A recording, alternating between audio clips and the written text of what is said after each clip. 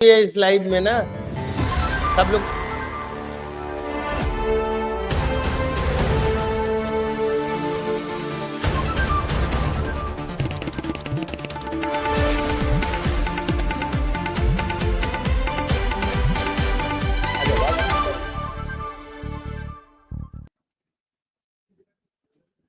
नमस्कार, मैं हूं मृगेंद्र पांडे और आप देख रहे हैं विस्तार न्यूज। लोकसभा और राज्यसभा में आज तीसरा दिन था। संसद सत्र जो मानसून सत्र चल रहा है वो आज तीसरा दिन है और लगातार हंगामा हो रहा है। हंगामा ऑपरेशन सिंदूर को लेकर हो रहा है, हंगामा बिहार में जो SIR लागू किया गया उसको लेकर हो रहा है। विपक्षी सांसद लगातार संसद के अंदर और संसद के बाहर नारेबाजी कर रहे हैं, हंगामा कर रहे हैं, प्रदर्शन कर रहे हैं और किसी भी मुद्दे पर कोई चर्चा नहीं हो पा रही है। आखिर संसद में इतना हंगामा क्यों हो रहा है, किन मुद्दों को लेकर हो रहा है, इसी पर आज विस्तार से चर्चा करेंगे। सबसे पहले हम आपको नेता प्रतिपक्ष राहुल गांधी का वो बयान सुनाते हैं जो हंगामे के बाद उन्होंने संसद में दिया, उसके बाद आगे बात करेंगे।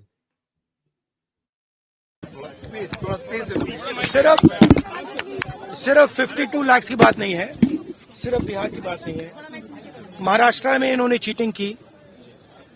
हमने सवाल पूछे इलेक्शन कमीशन से, वोटर लिस्ट दिखाइए। इन्होंने वोटर लिस्ट नहीं दिखाई। हमने कहा कि वीडियोग्राफी दिखा दीजिए, वीडियोग्राफी का कानून बदल दिया। 1 करोड़ नए वोटर्स आए थे महाराष्ट्र में और इलेक्शन चोरी किया। ठीक है। कर्नाटक में हमने रिसर्च की है थोड़ी।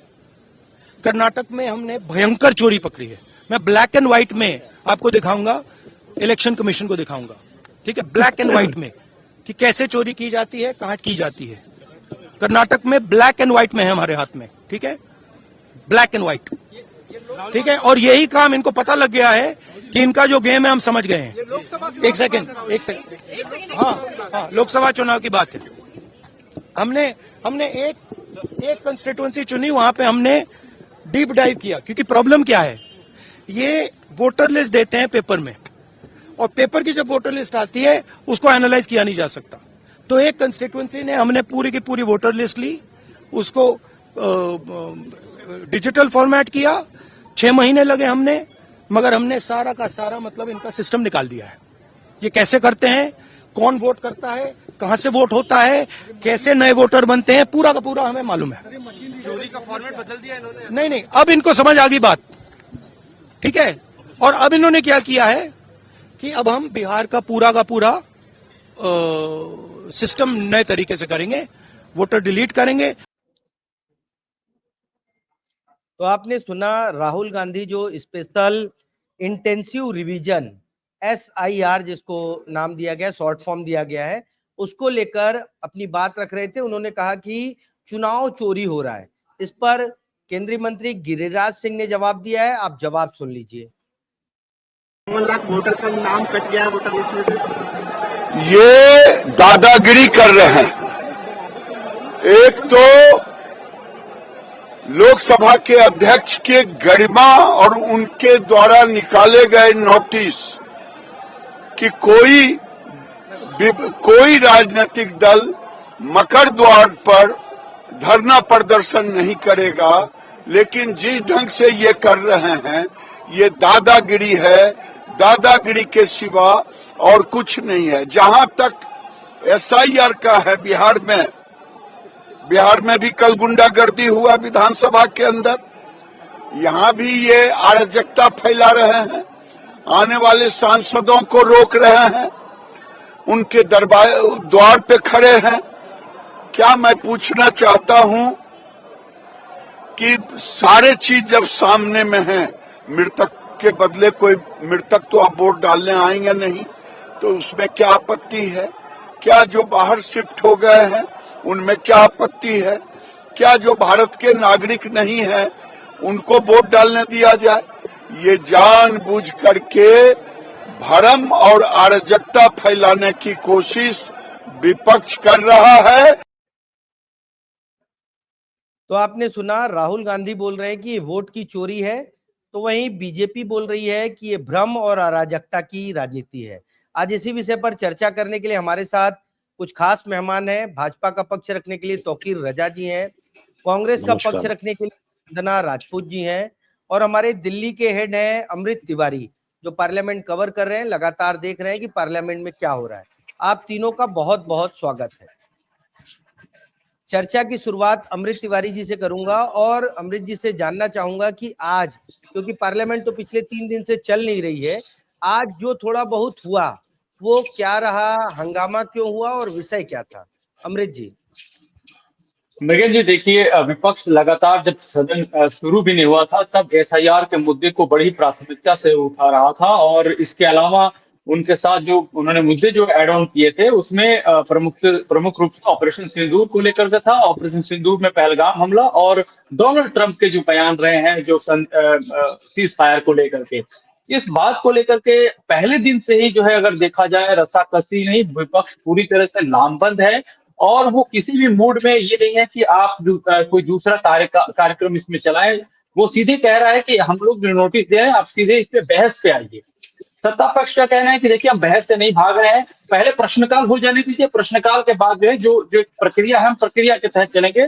लेकिन विपक्ष भी यही कह रहा है कि हम प्रक्रिया से बाहर थोड़ी जा रहे हैं, हम तो वही बात कर रहे हैं जो संसदीय प्रक्रिया में जो चीजें हैं उन्हीं नियम के तहत हम चाह रहे हैं कि आप बहस कराइए। और इसके लिए जो देखा जा रहा है कि सदन के भीतर ही नहीं बल्कि बाहर, कल तो खासतौर पे जो मकर द्वार पे जो है जो विपक्ष के सांसद थे और जितने बड़े नेता थे, अखिलेश यादव थे, राहुल गांधी थे, ये सभी नेता जो है बाहर ही खड़े थे। ऐसी स्थिति थी कि मंत्रियों को दूसरे दरवाजे से अंदर भेजा गया।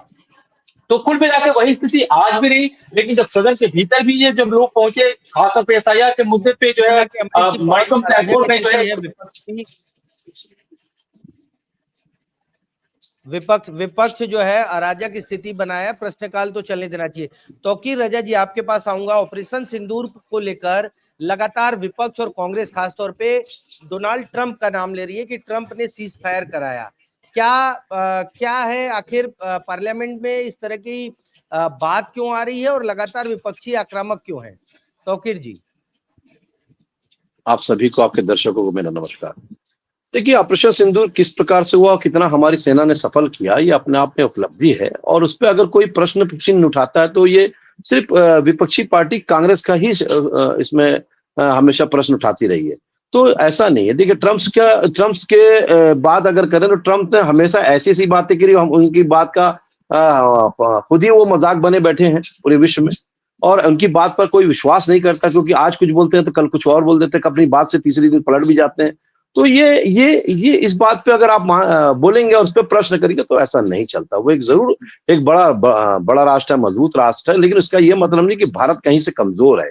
भारत अपने आप में एक बहुत बड़ी आज शक्ति बन बैठा है, और उसके दिखा भी रहा है कि किस प्रकार से हमने ऑपरेशन सिंदूर को, हमारे सेना ने किस प्रकार से जवानों ने बारूद से कुछ मिनटों में कंप्लीट कर लिया। और जो है जिस प्रकार से एयर स्ट्राइक करी जाके पाकिस्तान के ऊपर, तो ये उपलब्धि है। इस पे अगर प्रश्न उठाते हैं तो आप सीधा सीधा देश की सेना पे प्रश्न उठा रहे हैं।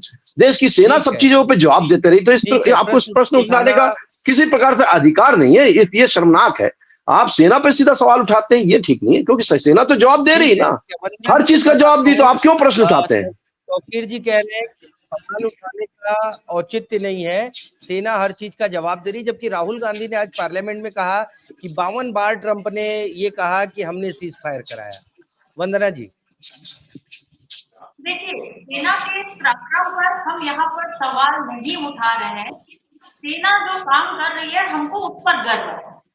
हम चाहते हैं कि जो ऑपरेशन सिंदूर है, जो इतना गंभीर मसला है, उस पर खुलकर के चर्चा होना चाहिए। क्योंकि हम देखते हैं कि ऑपरेशन सिंदूर में इस तरह से जो नवीन दुल्हन गई थी, उसके आंखों के सामने में उनके पति को मार दिया जाता है, उनके हाथों से मेहंदी भी नहीं निकली रहती है, लेकिन उसका सुहाग उधार दिया जाता है। हम चाहते हैं कि ऑपरेशन सिंदूर में इनका जब संसद चालू हुआ तो पहले ही, क्योंकि बहुत ही गंभीर मामला है, इस पर पहले चर्चा होना चाहिए। लेकिन इस चर्चा से भारतीय जनता पार्टी भाग क्यों रही है? और जब हम प्रश्न पूछते हैं तो ये सेना को सामने ला करके खड़ा कर देते। अरे भैया, हम लोग सेना पर कोई सवाल जवाब नहीं कर रहे हैं, हमको तो सेना पर बहुत ही गर्व है और हमेशा गर्व रहेगा ही। सबसे बड़ी बात है, आपको ऑपरेशन सिंदूर में प्रधानमंत्री हमारे भारत के प्रमुख होने के नाते उसे सामने आकर के जवाब देना चाहिए। रही बात, यदि आप ड्रम की नहीं बात करते हैं, वंदना जी, पार्लियामेंट में चर्चा के लिए तो तैयार है सरकार, टाइम भी तय कर दिया गया है, उसके बाद भी प्रश्नकाल में हंगामा करना और कहना कि पहले ऑपरेशन सिंदूर पर चर्चा हो, कहां तक उचित है? देखिए, हंगामा हम नहीं कर रहे हैं, लेकिन आप देखेंगे कि इसको कैसे साजिश के तहत इनको वहां से मतलब जो चर्चा है उस चर्चा पे विलंब कर रहे हैं। हम नहीं चाहते कि इतनी गहन मुद्दा पर कुछ विलंब हो। हम इसी कारण मांग करते हैं कि ये सदन में जब पहले दूसरे तीसरे दिन में चर्चा होनी चाहिए था, लेकिन उसका जो टाइमिंग में उनको बांट करके यहाँ पर जनता को भटकाने का काम कर रहे हैं। और बार बार प्रश्न पूछने पर इनके छोटे से नेता से लेकर के बड़े राष्ट्रीय नेता लोग सिर्फ एक ही बात करते हैं, सेना के पराक्रम पर इन लोग संदेह करते हैं, जो कि बिल्कुल गलत है। हमको सेना पर हमेशा से गर्व रही है और हमेशा गर्व रहेगा। हमको चाहिए कि इनका जवाब दे कि अभी तक पहलगाम आतंकी को पकड़ा क्यों नहीं गया, अभी तक पहलगाम आतंकी को नहीं मारे गए। इनका जवाब इनको आगे आकर के देना चाहिए। तौकीर जी, वंदना जी के सवालों का जवाब दे दीजिए, फिर आगे बढ़ते हैं। देखिए, ये दोहरा चरित्र कांग्रेस का हमेशा रहा है। सेना हर बात का, आपने भी देखा, विभिन्न चैनलों के माध्यम से हमारे सेना के वरिष्ठ अधिकारी जो है बाकायदा हर चीज का जवाब देते रहे, किस प्रकार से सेना ने बड़ी बहादुरी से जो है कार्य करके दिखाया। लेकिन आप हमेशा इस प्रकार से प्रश्न उठा के एक तरफ बोलते हैं कि हम सेना पे प्रश्न नहीं उठा रहे हैं, तो प्रश्न किस पे उठा रहे हैं? भाई, कार्य तो सेना ने किया ना, निर्देश जो है माननीय प्रधानमंत्री जी ने किया। तो देश के प्रधानमंत्री ने अगर निर्देश दिया कि बिल्कुल फ्री हैंड है, आप मारिए अपने देश के दुश्मनों को, इसके पहले कभी असल में इन्होंने कभी किया नहीं, इसलिए इनको इस बात का दुख होता है, मलाल होता है। इसलिए होता है ये, वो सेना नहीं है जो 90,000 सैनिकों को निशर्त छोड़ देती है। 54 सैनिकों को जब हमारे लाना था, उसके बदले में 90,000 छोड़ना चाहिए था, लेकिन आपने 54 सैनिकों को भी नहीं लाया, हमारे अधिकारी को, और आपने निशर्त छोड़ दिया। ये वो सेना नहीं है। अब सेना का नेतृत्व बदल चुका है, सेना का जो है ध्येय बदल चुका है। हम अपने देश के दुश्मनों को उसके घर में घुस के मारते हैं, ये बता रही है हमारी सेना। और उसके बाद आप बोलते हैं कि हम सेना पे प्रश्न नहीं उठाते, तो प्रश्न किस पे उठा रहे हैं? मारने वाली तो सेना है, निर्देश देने वाली सेना है, अटैक करने वाली सेना है, और अब घर में घुस के मारने वाली हमारी भारतीय सेना है। ये उसके बहादुरी को सलाम करना चाहिए। और प्रश्न की बात करते हैं, अरे प्रश्न हम आप अगर उठा रहे हैं तो हमारा प्रश्न हम तो देने को तैयार है। उसका एक सबका समय होता है। हम जब बोल रहे हैं कि हम जवाब देंगे, भाग तो आप रहे हैं। एक और मुद्दा था SIR का, थोड़ा आप SIR के बारे में बताइए कि बिहार में क्या स्थिति है। और विपक्षी ये कह रहे हैं कि आज बिहार में हो रहा है, कल यूपी में होगा, उसके बाद देश के अलग अलग राज्यों में होगा। अमृत जी, थोड़ा SIR के बारे में बताइए और पार्लियामेंट में हंगामा क्यों हो रहा है उस पर बताइए। मृगेंद्र जी, मैं SIR बताऊं इससे पहले बस थोड़ा सा इसका बैकग्राउंड, उससे पहले ये जो बातें हमारे जो दोनों दलों के प्रवक्ता साहब लोग कर रहे थे, उसमें थोड़ा सा ये देखना जरूरी है कि जो बातें कह रहे हैं कि सेना के पराक्रम पे गर्व है, दोनों ही पार्टियों ने कही है, उसमें कोई शक नहीं है। लेकिन लोकतंत्र में एक बात जरूर होती है, जिसमें होता है सवाल का जवाब देना और एक हेल्दी पॉलिटिक्स होना। सबसे बड़ी बात है कि जब सेना के एक अधिकारी दूसरे देश में जब वो बयान देते हैं कि हम पहले दिन तो एस्केलेट नहीं करते हैं, दूसरे दिन हम अपना फैसला लेते हैं जिसपे सरकार की तरफ से हमें कुछ बंदिशें थी, तो लाजमी तौर पर सवाल उठेगा और विपक्ष पूछेगा। दूसरी तरफ है कि विपक्ष भी ऐसी चीजों को जो है पॉपुलिस्ट तरीके से पेश कर रही है कि उसको लगता है कि मुझे मौका मिल गया है यहाँ पे मैं सरकार को दबा सकूं, तो फिर वो हर चीज पे सवाल उठाते हुए दिखाई, जैसे कि हमारे फाइटर जेट गिरे या नहीं गिरे। सेना की तरफ से अभी कोई बयान औपचारिक रूप से नहीं दिया जा रहा है, तब तक विपक्ष जो है इसको जवाब देना, सवाल करना शुरू करता है। जबकि इंटरनेशनल डोमेन में बहुत सारी हमने देखा कि बाइपोलर वोलेटिलिटी देखी जा रही थी, तो यहाँ पे भी विपक्ष जो है देखा जाए तो अपनी पेशेंस को खो रहा था, इम्पेशेंट दिखाई दिया। कुल मिला के दोनों तरफ से अपनी राजनीति को कहाँ स्थिरता रखी जाए उस पर ज्यादा तरजीह इस दौरान देखी गई है, इसमें कोई शक नहीं है। रही बात SIR के मुद्दे की, SIR के मुद्दे पे देखेंगे तो बिहार में पूरी तरह से स्थिति ऐसी है कि समूचा विपक्ष, चाहे कोई भी हो, यहाँ तक कि जन सुराज एक नई पार्टी आई है, उसने भी इस बात को कहा है कि अगर लोगों को इस पे एतबार नहीं है तो इस पे चुनाव आयोग को विचार करना चाहिए। और साथ ही साथ सत्ता पक्ष जो ये कह रहा है कि देखिए आपने ही तो कहा था कि मतदाता सूची का रिवीजन होना चाहिए और फर्जी मतदाता हटने चाहिए, तो हम तो वही काम कर रहे हैं। लेकिन तरीके को लेकर के सवाल उठाया जा रहा है। जब राहुल गांधी ये कह रहे हैं कि कर्नाटक में हमने एविडेंस रखा हुआ है, महाराष्ट्र वाले मुद्दे पे वो जब बोल रहे हैं, तो मैं ये साफ सी बात है कि आप सीधे सीधे इस मुद्दे को आइए, बहस के डोमेन में लाइए और ये तय हो जाए कि राहुल गांधी के पास वो कौन सा साक्ष्य है। क्या वो पार्लियामेंट के कमेटी के सामने वो साक्ष्य पेश करेंगे या फिर कोई अलग से कोई ऐसी कमेटी का गठन हो जिसको लेकर का चर्चा। अगर ये बहुत बड़ी बात हो जाएगी कि अगर चुनाव आयोग ही कोई निष्पक्षता से काम नहीं कर रहा है, तो इस पूरे लोकतंत्र की सबसे बड़ी बॉडी विधायिका है, आप उसके समक्ष वो पेश करें और सबूत दिखाएं, तो दूध का दूध पानी का पानी हो जाएगा। इससे सत्ता पक्ष को भी नहीं डरना चाहिए और विपक्ष को भी ज्यादा इस मामले में तूल नहीं देना चाहिए। लेकिन मूल बात है, आपसे सवाल लूंगा कि जो राहुल गांधी लगातार कह रहे हैं कि हमने अलग अलग राज्यों में देखा, महाराष्ट्र में देखा, और किस तरीके से वोटों की चोरी हुई, क्या बीजेपी वोटों की चोरी कर रही है तौकीर जी? देखिए आपने देखा होगा कि ये बहुत अच्छी बात है कि देखिए आपने जो चुनाव आयोग है, अगर चुनाव की अगर विश्वसनीयता बनाना है तो उसके लिए पुनरीक्षण करता रहता है। तो अगर ये कर रहा है तो आपको बिल्कुल सवाल पैदा नहीं करना चाहिए। अगर आपको लगता है किसी प्रकार से सवाल है तो बिल्कुल चुनाव आयोग से करना चाहिए, और चुनाव आयोग स्वतंत्र है, अपने तरीके से कार्य कर रहा है। और अगर उसके बाद भी आपको लगता है तो आप बिल्कुल उसमें प्रश्न उठा सकते हैं, उसका जवाब बाकायदा संसद में दिया जाएगा। लेकिन भाग तो आप रहे हैं, हम थोड़ी भाग रहे हैं। और आपने भी देखा होगा 8 लाख से 14 लाख तक अवैध वोटर अभी बता रहे हैं कि बिहार में दिख रहे हैं। तो ऐसा है कि अगर अवैध वोटर वोट देते रहेंगे तो ऐसा कैसे विकास होगा? ऐसे देश में अगर हो सकता है कि कोई बांग्लादेशी वहां बैठा हो और वहां पर बैठ के वो वोट दे रहा हो, तो ये नहीं चलेगा। अगर डॉक्यूमेंट सही ढंग से उपलब्ध कराकर वो अगर वो बाकायदा चुनाव आयोग ने बोल भी दिया है ना, भाई आप तो आपके पास डॉक्यूमेंट्स है, आप आइए वोटर लिस्ट में आपका नाम वेलकम है, लेकिन आप किस प्रकार से काम कर रहे हैं उसका विरोध कर रहे हैं। क्यों विरोध कर रहे हैं? क्योंकि आपका वोट बैंक में सेंध लगने की कोशिश हो रही है। आपका वो अवैध वोट बैंक है, उसको किसी प्रकार से वैध करके अभी तक कार्य करते रहे। चुनाव आयोग ने कहीं ना कहीं पकड़ा, तभी तो इस प्रकार से काम कर रहा है। तो आप ऐसा नहीं कर सकते। तौकीर साहब, पहली चीज इसमें रही कि जो चुनाव आयोग के भीतर जो काम करने वाले बीएलओ हैं, चुनाव आयोग की मंशा पे शक नहीं है, लेकिन जो बीएलओ काम कर रहे हैं और जो पत्रकारों ने रिपोर्टिंग की है, जो रिपोर्ट सामने आया है, वो थोड़े से डिस्टर्ब कर रहे हैं और वो विपक्षी दलों को ज्यादा इग्नाइट कर रहे हैं। जैसे कि बीएलओ को घर घर जाना था, वो एक जगह स्टेशन है, कई सारे कागजात देखने थे, वो नहीं, कई जगहों पे 2-3 जगहों पे तो बाकायदा कैमरे पे भारतीय जनता पार्टी के जो नेता हैं वो उनके साथ बैठे हुए नजर आए हैं। तो ऐसे में निष्पक्षता जो है वो कटघरे में खड़ी हो जाती है। दिक्कत यहाँ है, इसको कैसे एड्रेस किया जाए? क्या वो भारतीय बीएलओ तो तौकीर जी जी मैं जवाब देता हूँ। देखिए ऐसा है, अगर जब बीजेपी के लोग ही निर्वाचन आयोग के लोगों के साथ बैठे रहेंगे तो निष्पक्षता कैसे दिखेगी, महसूस कैसे होगी?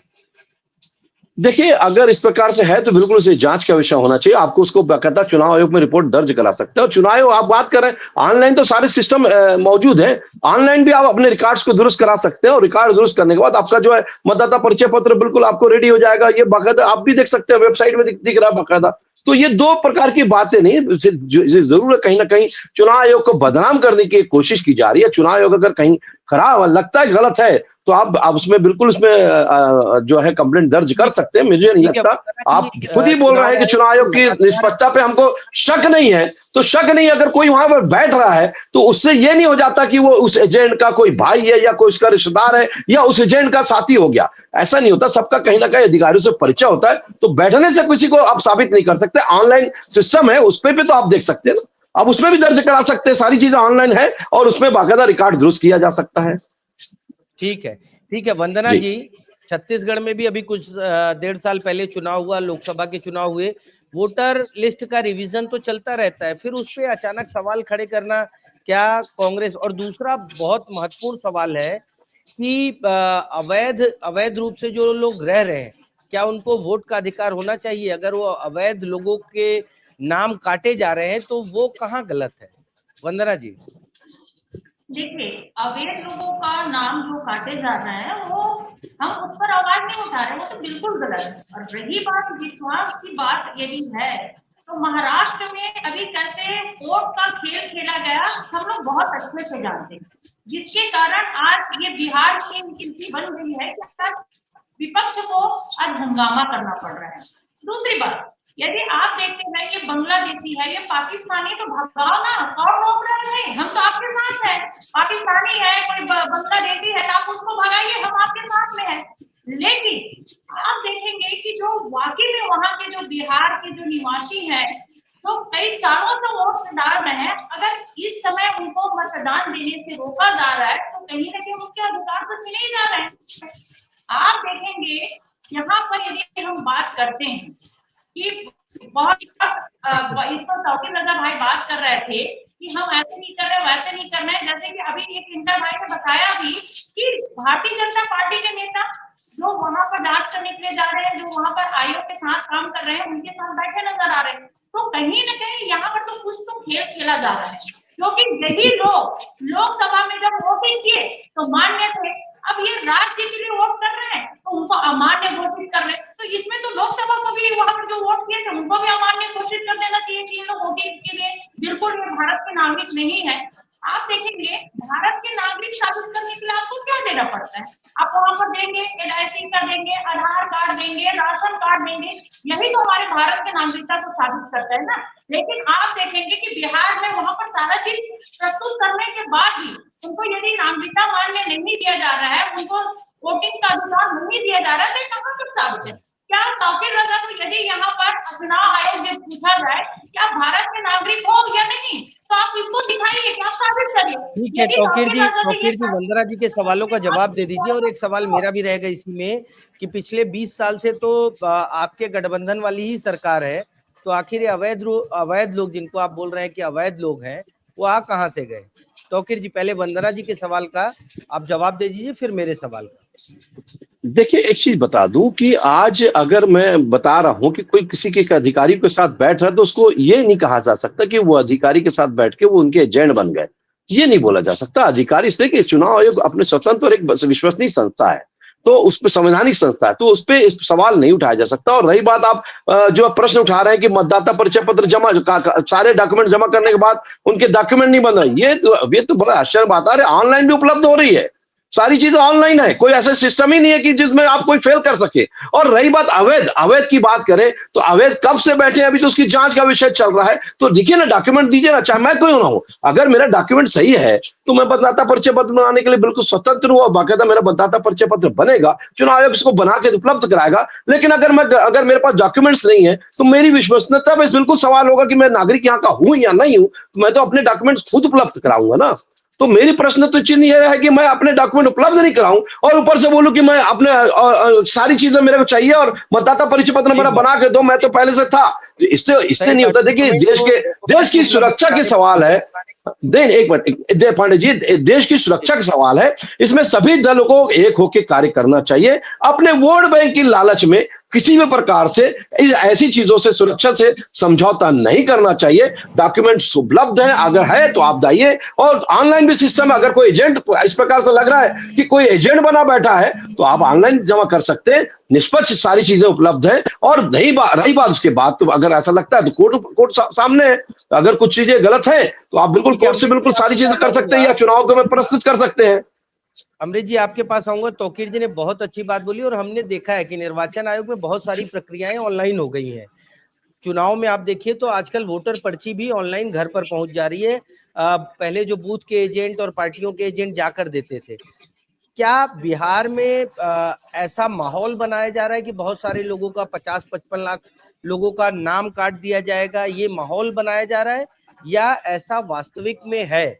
क्योंकि बिहार के बहुत सारे लोग माइग्रेट होकर अलग राज्यों में जाते हैं, वहां वोटर आईडी बनवा लेते हैं। हमने देखा है कि बहुत सारे लोग जहां जॉब करते हैं, जहां काम करते हैं, वहां का वोटर आईडी बना लेते हैं। और अब वोटर आईडी आधार से लिंक है, तो क्या ऐसे लोगों के जो नाम कट रहे हैं बिहार में, उनको लेकर अलग बवाल किया जा रहा है? अमृत जी। देखिए मृगेश जी, आपने बिल्कुल सही इसमें पॉइंट उठाया है कि जो प्रवासी जो बाहर रहते हैं बिहार के, वो कई जगहों पे वहां मतदाता बन चुके हैं और उनके चलते जो है एक तरह से देखा जाए कि ये स्थिति पनप रही है कि बहुत सारे वो वही लोग सबसे ज्यादा हैं जो बाहर जो है उनकी वोटर आईडी हो गए हैं। तो इस लिहाज से जो है कई सारे नाम कट भी रहे हैं। लेकिन बिहार की पॉलिटिक्स कई बार डिपेंड करती है बाहरी लोगों पे। जब चुनाव होता है तो वहां पे कई बार होता है कि नेता जो क्षेत्रीय स्तर पे होते हैं, जो छोटे उनकी जिम्मेदारी दी जाती है, वो बाकायदा टिकट भी कराते हैं कि वहां से जो है खेप जो है आए और वोट दे करके जाए।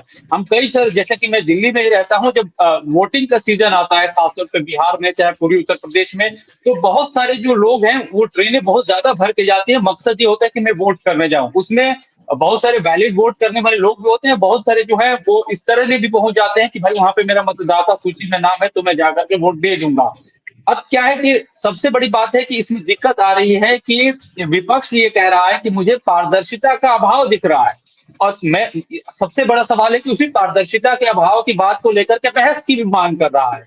तो अब ये बात आ जा रही है कि जब पारदर्शिता और उसमें बहस की जब बात है, तो दोनों बातें इस हिसाब से हो जानी चाहिए कि सत्ता पक्ष से तो यहाँ पे दरकार नहीं है, चुनाव आयोग से आप मिलिए, जैसा कि हमारे प्रवक्ता कह रहे थे भारतीय जनता पार्टी के। और दूसरा, लोकतंत्र का सबसे बड़ा मंदिर है अपना संसद है, वहां पे आइए, राहुल गांधी हो चाहे आरजेडी के जो नेता हो, वहां पहुंचे और जाकर के सारे साक्ष्य रखें, जहां जहां उनको लगता है कि गलत हुआ है वो सारी की सारी चीजें रखें। चाहे कोई नई कमेटी संसद के भीतर रिक्वेस्ट करे, वहां बनाए, उसकी जो है रिवीजन करें।